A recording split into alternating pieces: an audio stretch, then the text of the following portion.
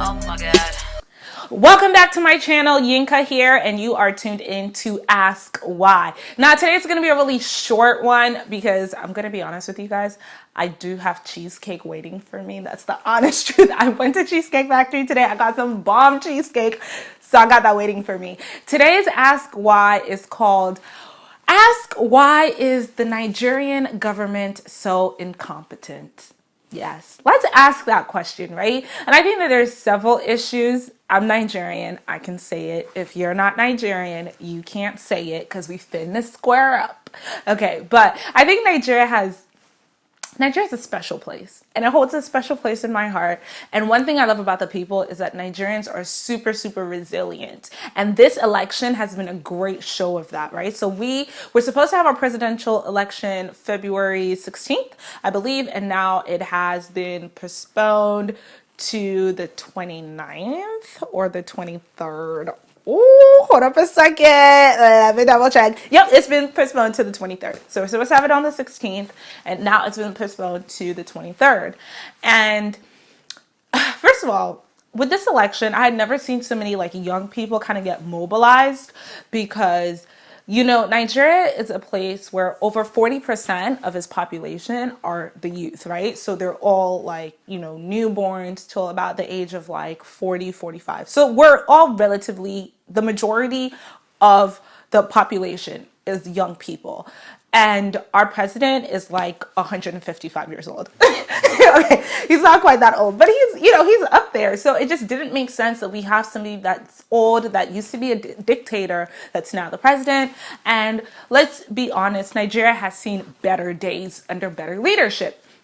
So this election was a really big one because we all really wanted better leadership. Unfortunately, we got stuck with independent and incompetent people. Some of the incompetent people is the Independent National Electoral Commission, and they decided to announce on the morning of the 16th around 2 a.m. that they're going to have to postpone the election.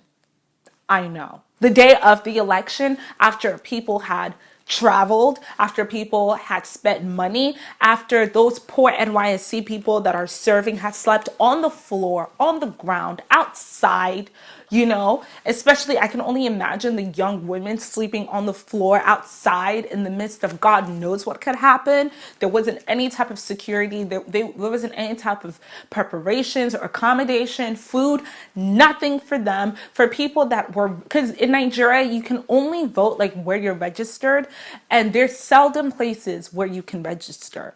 So you have to realize that people have been saving up money to travel, to be able to make the trip, to be able to vote, young and old. Everybody was mobilized, ready to make a change. And unfortunately, our elected officials and people that we have in charge of this process decided to basically just let us down and make us a laughing stock. I remembered like a couple weeks ago, there was like some ambassador to Nigeria from America or the UK. And he had made this video about how, Nigeria, you guys have your elections coming up here. Some of the things that we're hoping to see. We want a peaceful election. We want a fair election, all this other stuff. And I saw on social media how people got really upset, like telling the guy, oh, God, mind your business, or Benny, who sent you, blah, blah, blah, blah, blah. But lo and behold, exactly all the things that he said that he wanted to see Nigeria do were exactly all the things that Nigeria, unfortunately, could not do. We could not have a prosperous election. We could not have a fair election. And a lot of people feel like this is like election rigging and election tampering. Now, President Buhari has come and say that his office and his political party is completely an independent entity from the Independent National Electoral Commission. Okay, yes.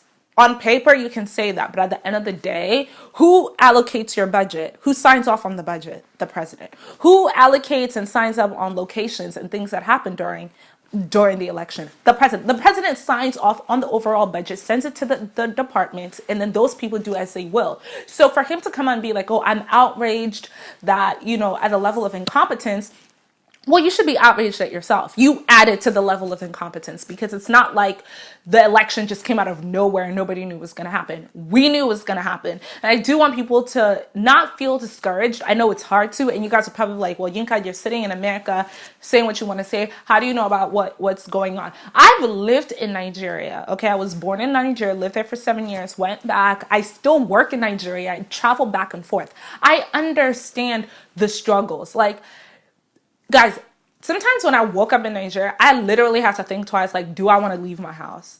Like, it's a conversation, it's a one-on-one conversation I had to have myself in the mirror, like, Yinka, is it really worth it for you to accomplish what you want to do? Simply because the littlest things, the government makes it so hard. Something as simple as having clean water, electricity. It's like you're fighting heaven and earth just to have those simple rights that you deserve to have. I pay taxes in Nigeria. You know what I'm saying? So if you guys want to see your money and your voice count for something, I know that it's really hard, but please go back out and vote. February 23rd, please go back out and vote. I know you're like, how can we even trust that these people aren't going to let us down again?